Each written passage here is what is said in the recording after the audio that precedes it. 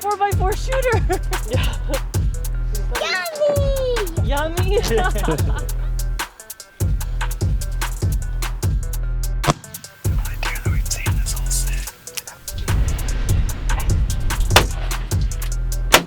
The old pump station.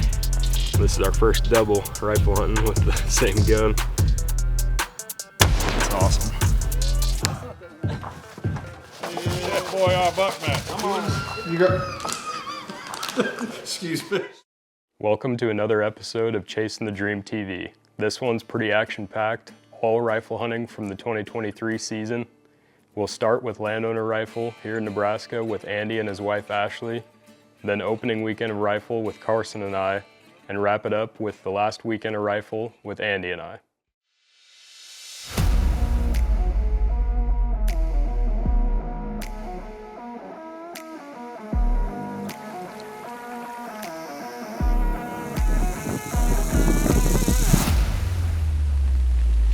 Let's go. He's nice. Now that's a giant.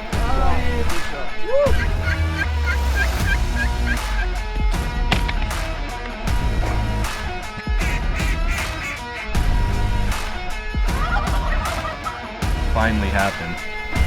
Oh man. Wow. Look at the payoff. Yeah, buddy. We did it.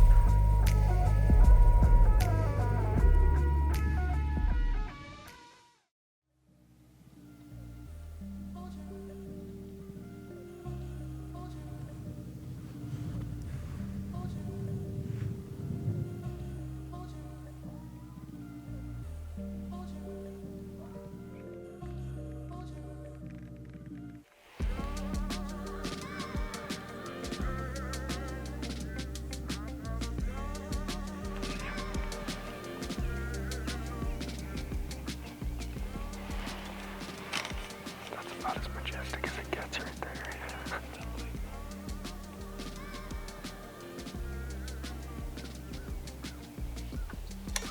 He's coming hard now.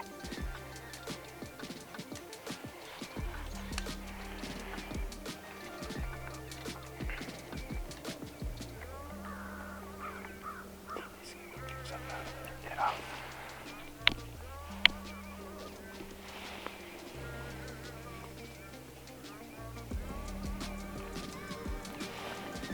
To say what's gonna happen, but something's gonna happen quick.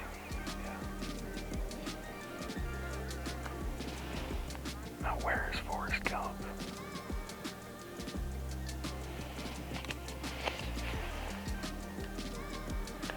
Come on, come this way. I think he's gonna.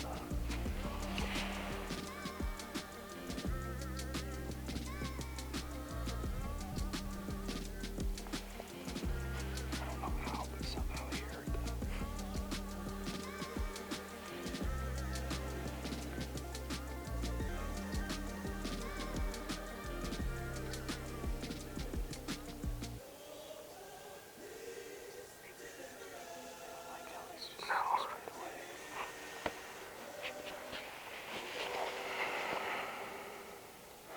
I wouldn't do that either. As you can see, Andy and I had some awesome action right away in the morning, watching a big 5-year-old 8-point we call Forrest Gump that we've known well for several years. He started off way on the neighbors and we watched him chase a couple young bucks off, and then he disappeared down in the bottom of the valley. Not too long after, he showed up out of nowhere back on our property, but never gave us a good shot angle in the brush. While Andy and I were watching the action in our area, we heard a shot from Ashley in the next valley over, so we headed to see what she got. It took me 20 minutes. What's that? It only took me 20 minutes. Oh. He's got a really big fat body. Big fatty deer. You just dropped him right there? Yeah. Yeah, you weren't out for very long. Nope. Quite Heard that one shot and we thought, yeah. Quite the distance from your blind. I don't know.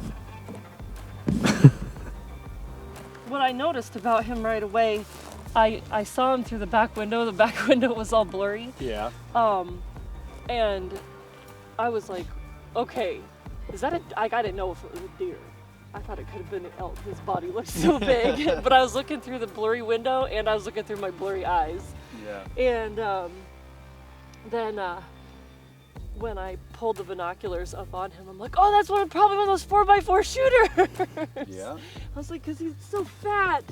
He's so fat. And then I looked, I didn't think his brow tines weren't super tall, but I knew his body was humongous. So, yeah. Yep, he's a big deer. Yeah. Very nice. He'll fill up the freezer. Yeah. I just thought he was so fat. He is fat. Like his body was so big. What do you think, Kimber? You can pet him. Yummy? I love deer. I Pretty know wonky you right at do. the end here. Pretty cool. Got all that cedar up onto the brow tines. Yep, that's pretty awesome. Good Yeah. job, Ashley. Kimber, you want to pet him? Yeah. Okay. Pretty Is he cool. alive? No, he's not alive anymore. This nice buck was Ashley's second whitetail buck ever and one we knew in the area. She's well known for stacking does and filling the freezer, so it's always awesome to see her get a buck. It's opening day of rifle season here in Nebraska, and this evening Carson and I are going to go sit and watch a valley that leads basically from the corridor plot up to the Homestead Grove. And this morning was pretty slow. We saw one of our 5-year-old bucks, Forrest Gump, right on the horizon at 100 yards this morning just before shooting light. And he walked down into the pond, and then we watched him chase some does about an hour later and 800 yards away. So this evening we're going to go check out a different area, and it's pretty warm out and a little bit of wind, but it's supposed to die down before dark. So we're not really sure what to expect. There's a few older deer in this valley that we're going to try to look for, but getting out there a little late tonight, so we're going to head out, get set up, and see what happens.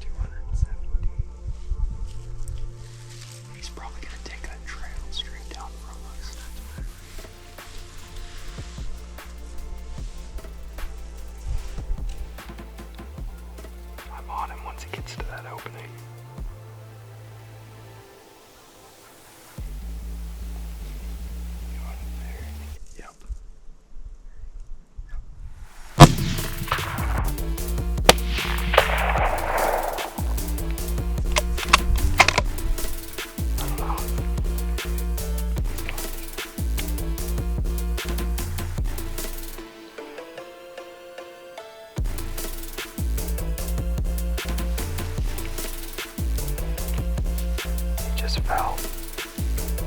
Yeah, he's rolling down there. Right behind that tree. Crossed over his saddle, probably 400 yards away.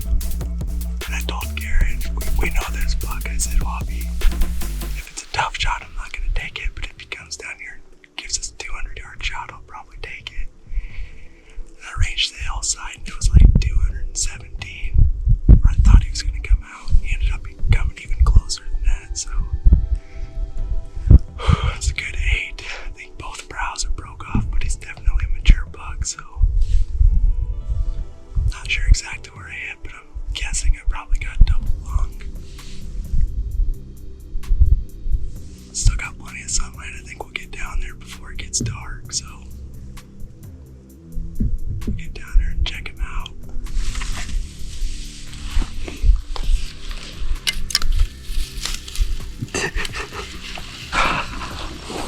Yes. I wasn't even shaking. I was. He's bigger in person than I thought he was on trail camera. He looks nice.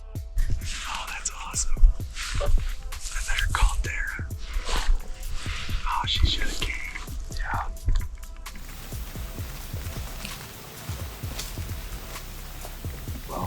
gonna go follow the blood trail, even though I can see him laying there about 100 yards away from where I shot him. Not even 100 yards, probably 60 yards, so.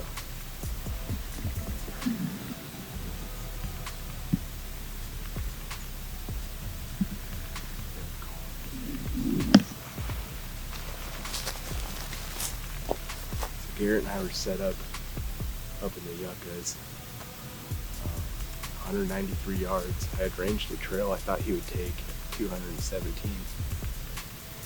But this is the impact. We're just shooting a 6.5 PRC. There's just a line of hair and blood.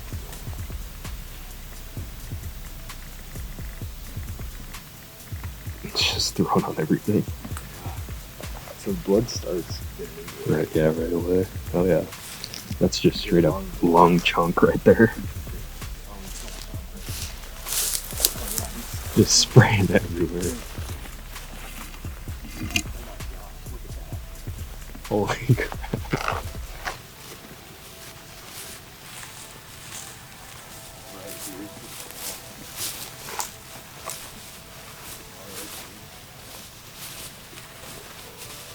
Look at this, dude. It painted these whole little trees.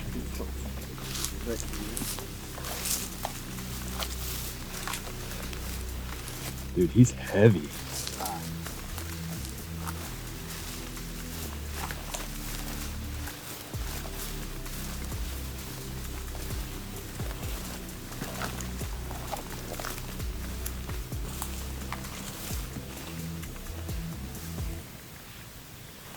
Real heavy. Look at the head on that thing. There he is. Still got the tree mark on him from his last scrape. We watched him hit, so.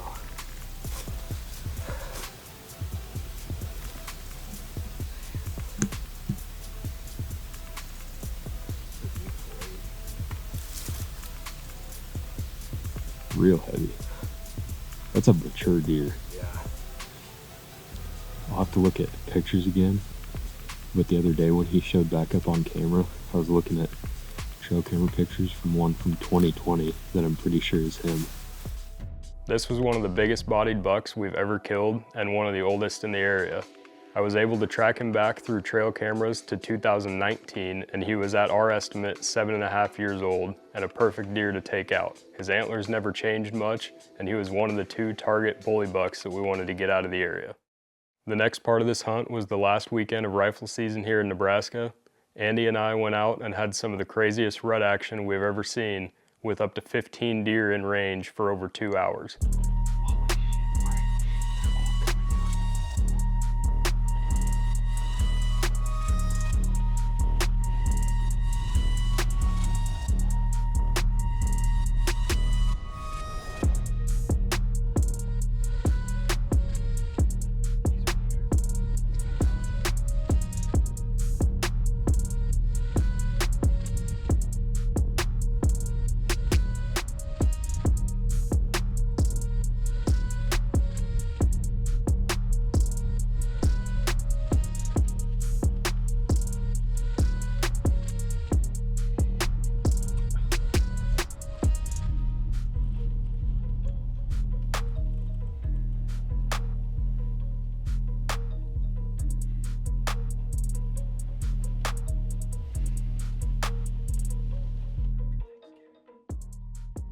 Once the action slowed down, we decided to do some doe management and get some meat for the freezer.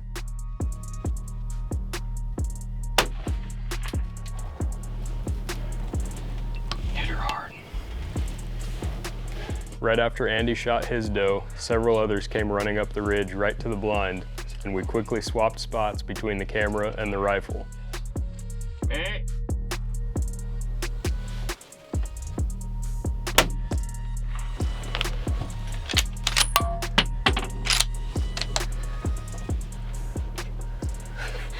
Double on does. That's awesome. Put it on it right there. That's a big doe. The old pump station. Thank you. Yeah. Well, that worked out just about right. Had to Real fun, real active morning. A lot of action. Bucks upon bucks, a lot of doe, coyotes.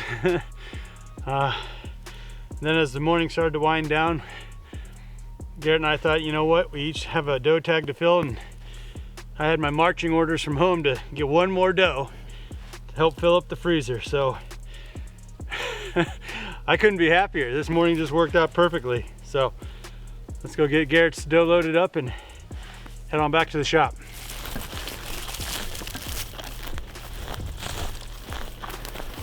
That's a big doe. This is our first double rifle hunting with the same gun. Can't get much better, especially after the morning we had too. As you can see, Nebraska rifle season was pretty good to us, along with my archery buck in October. You can watch that 4-year story of Riblet in one of our past episodes that I'll link below. But the 2023 season didn't end there. As some of you may know, I'm lucky enough to be part of the Buckmasters team, so stay tuned for the next video where I head to South Alabama to hunt with the crew. Thank you for watching another episode of Chasing the Dream TV.